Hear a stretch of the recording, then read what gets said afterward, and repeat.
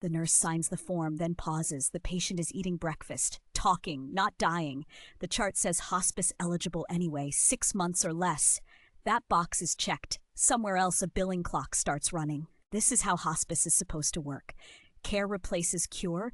Comfort replaces intervention. Medicare pays because the end is near. But in this case, the end is not near. The math is. Investigators would later question how a fast-growing hospice company tied to Seth Gillman enrolled patient after patient who did not meet terminal criteria. According to allegations in regulatory filings and reporting, growth targets mattered more than prognosis. Census numbers mattered more than decline. Families trusted the word hospice. Doctors trusted paperwork. Medicare trusted certifications. The system trusted the business. What happens when end-of-life care becomes a volume game and the people enrolled are not dying at all? The business of dying. The hospice industry was built on a promise. When treatment stops working and time runs short, care steps in, pain is managed, fear is lowered, families are supported. Medicare pays because the end is supposed to be near. That promise became a business model. Over the past 2 decades, hospice care in the United States shifted quietly from nonprofit roots into a profit-driven marketplace. Medicare reimbursement made the math simple. Enroll a patient certified as terminal, provide routine care, bill per day. The longer the patient remains enrolled, the more revenue flows in. For patients who die quickly, margins are thin. For patients who live months or years, margins expand. Federal rules are clear on paper.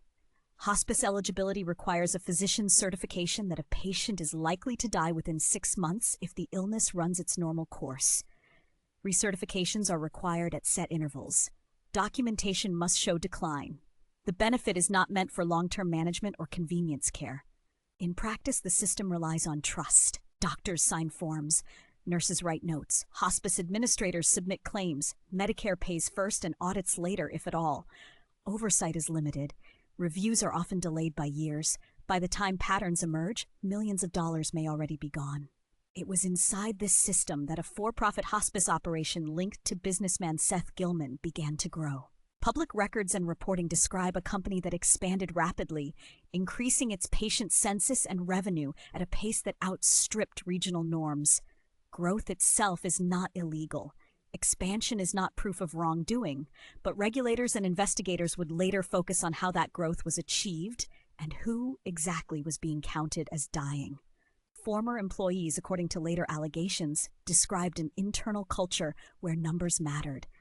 Census was tracked closely, admissions were celebrated, discharges were discouraged. Patients who stabilized were not always removed from hospice roles.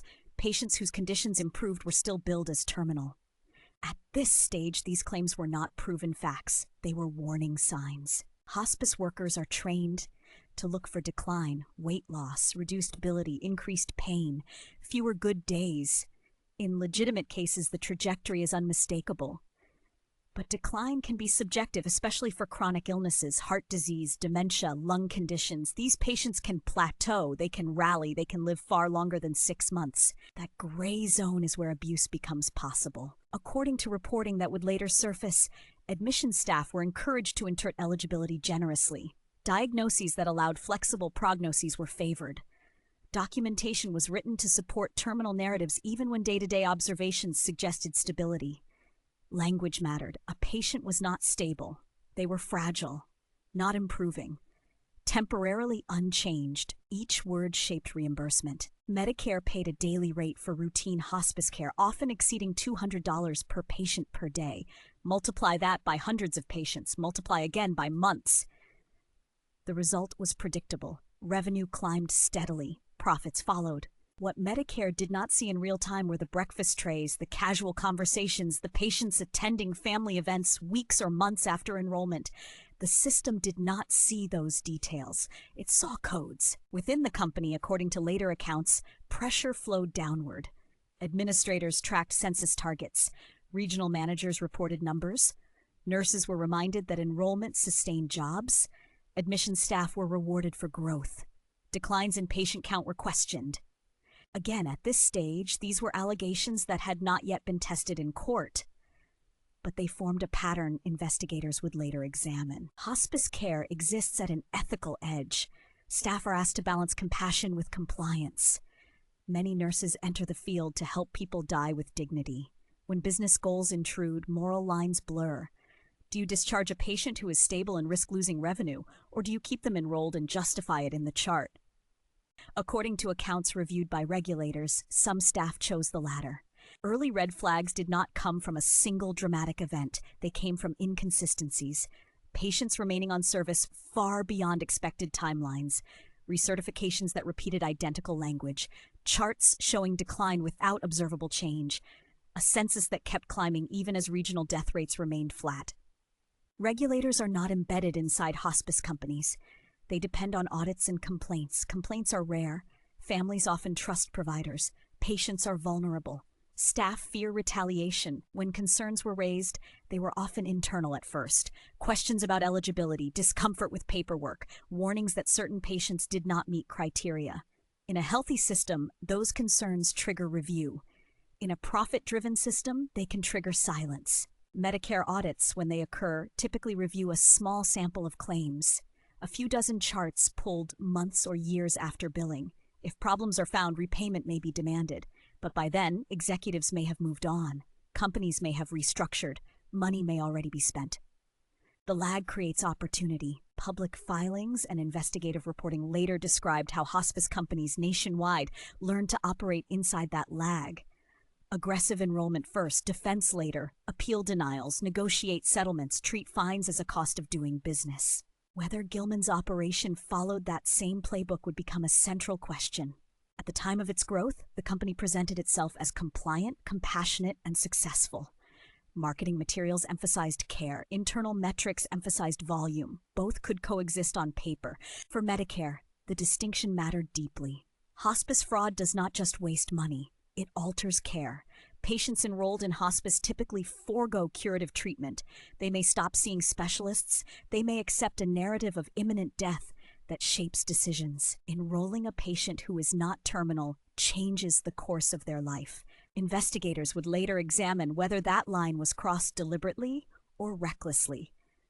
At this point in the timeline, the question was still unresolved. What was clear was that the numbers told a story that did not align neatly with medical expectations. The business was booming, the census was strong, the payments were steady, and the system kept trusting the paperwork. By the time external scrutiny began to sharpen, the foundation had already been laid. A model that rewarded enrollment, a culture that normalized generous interpretation, a regulatory structure that moved slowly. The question hanging over the operation was no longer abstract. Was this hospice succeeding because it was providing end-of-life care to those who truly needed it, or because it had learned how to stretch the definition of dying? That question would not remain theoretical for long. Chapter 2. Patients who were not dying. The pressure did not announce itself loudly. It crept in through meetings, emails, and quiet reminders about numbers. Census was discussed more than decline. Admissions were praised more than discharges.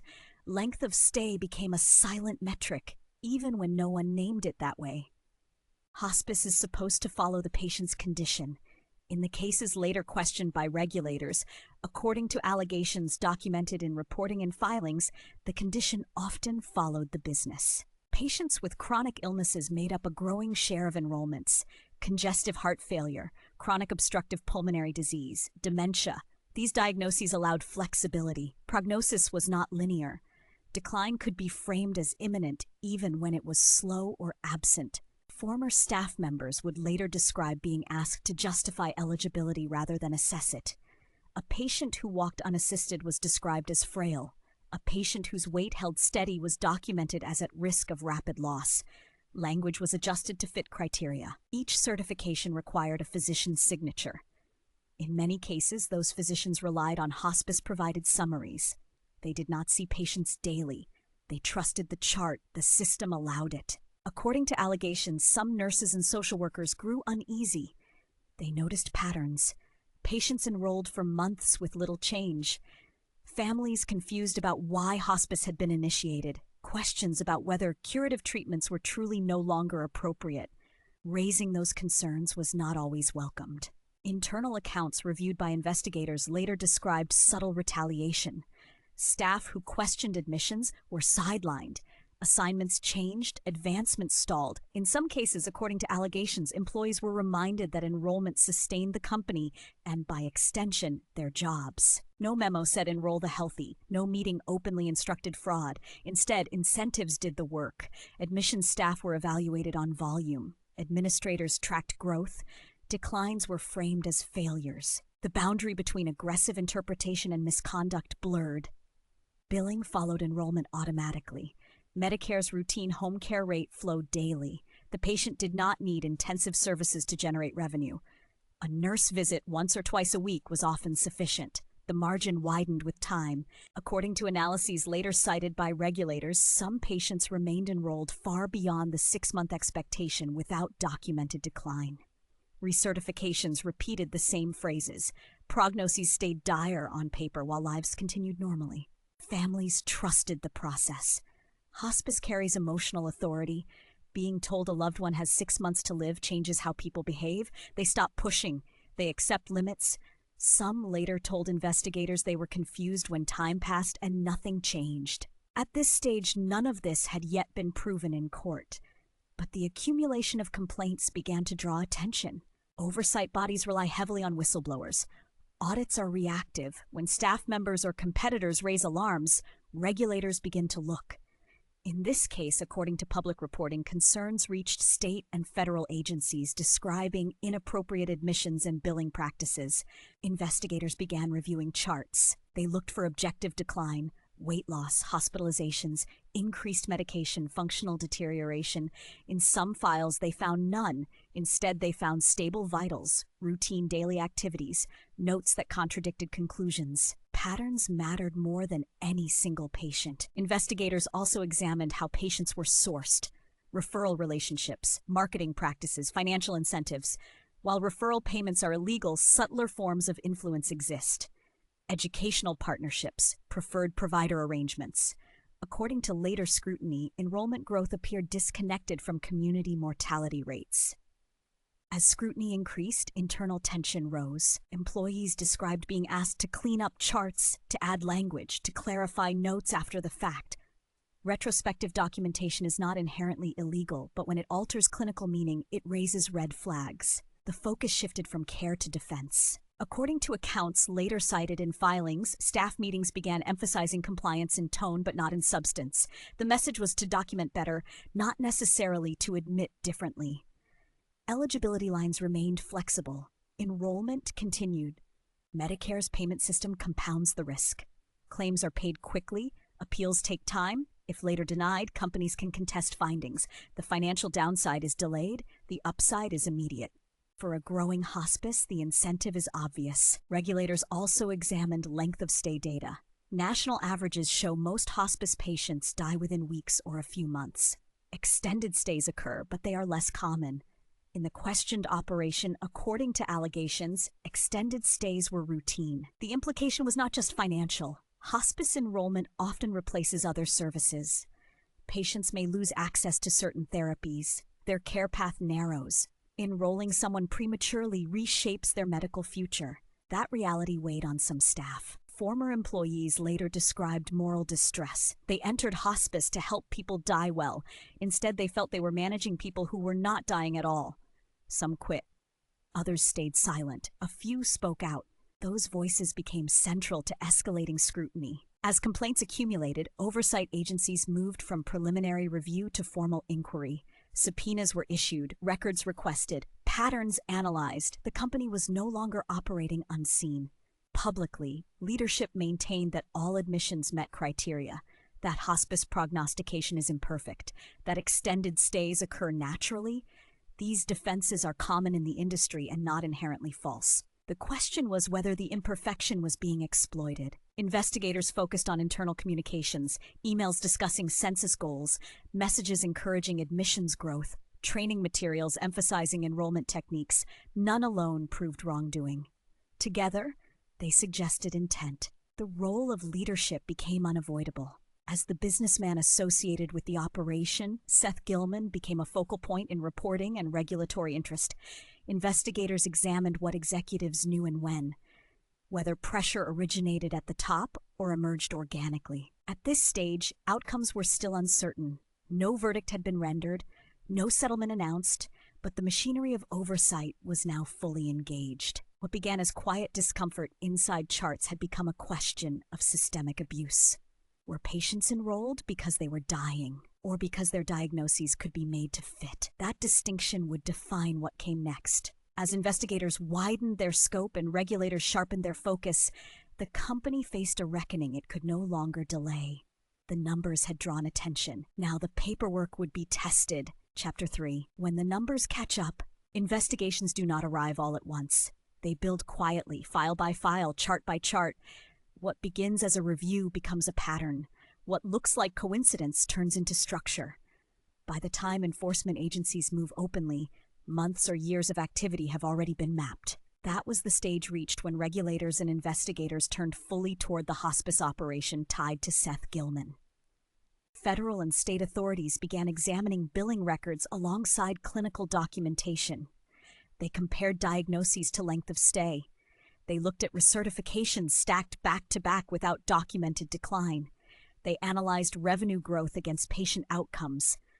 They reviewed internal communications where targets were discussed. This phase was no longer about suspicion, it was about proof. Investigators focused on whether Medicare had been billed for patients who did not meet hospice eligibility criteria. That determination rests on medical judgment, but patterns can override subjectivity. When hundreds of patients show similar discrepancies, judgment becomes harder to defend.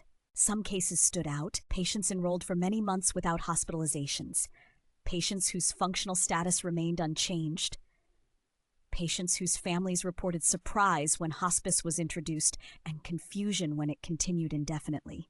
Each case alone could be explained. Together they formed a profile investigators could not ignore. Regulators also examined physician certifications, who signed them, how often, whether the same language appeared across multiple patients, whether doctors relied entirely on hospice summaries or conducted independent evaluations. In some instances, according to allegations in filings and reporting, certifications appeared formulaic. Decline was asserted but not demonstrated. Prognosis language repeated with minimal variation. The investigation widened beyond charts. Authorities looked at corporate structure, ownership layers, management roles, financial flows, who benefited from sustained enrollment, how profits were distributed, whether compliance concerns reached executive leadership and how they were handled. Publicly, company representatives denied wrongdoing. They emphasized the uncertainty inherent in end-of-life prognostication. They argued that hospice patients can stabilize temporarily. They framed audits as disagreements over medical judgment, not fraud. Those defenses are common. Sometimes they are valid. The question was whether they applied here. As scrutiny intensified, the impact spread outward. Staff morale declined. Some employees left, others cooperated with investigators. Operations slowed. Admissions were reviewed more carefully. Discharges increased. Medicare, when fraud is suspected, has tools beyond repayment. Payment suspensions, exclusion from federal programs, civil penalties, in severe cases, criminal charges. The consequences extend beyond finances. They threaten the ability to operate at all. Patients and families were caught in the middle. Some families later told investigators they felt misled. They had accepted hospice because they believed death was imminent. When months passed, they questioned whether care had been appropriate. Others defended the services provided, saying hospice support improved quality of life regardless of prognosis. That tension complicates enforcement. Hospice is not a binary service. It exists in uncertainty. Abuse hides inside that uncertainty. Legitimate hospice providers watch closely. Fraud allegations stain the entire industry.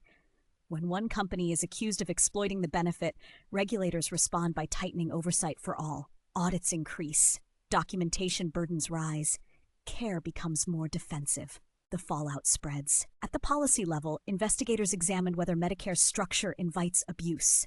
The flat daily rate, limited prepayment review, heavy reliance on provider honesty. These features were designed to encourage access, not police behavior.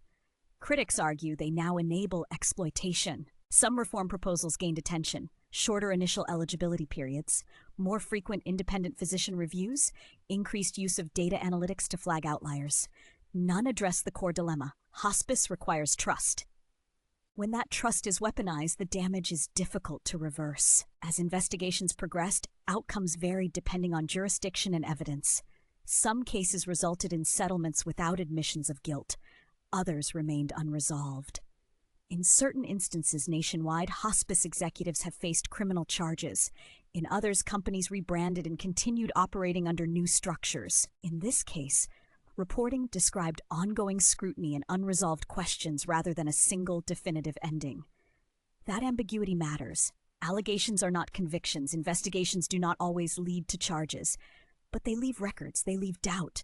For Seth Gillman, the scrutiny reshaped public perception.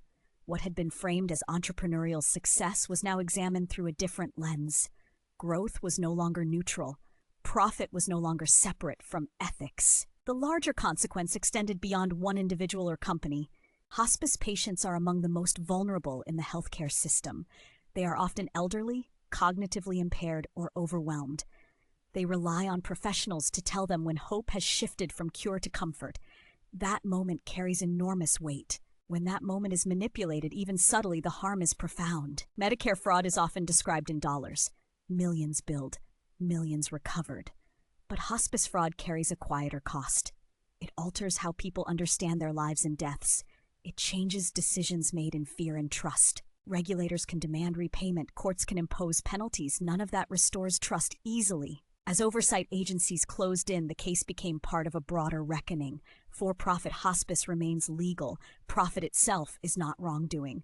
But when financial incentives overpower clinical judgment, the line is crossed. Whether that line was crossed deliberately, recklessly, or systemically remains the core question investigators sought to answer. What is clear is that the numbers eventually spoke.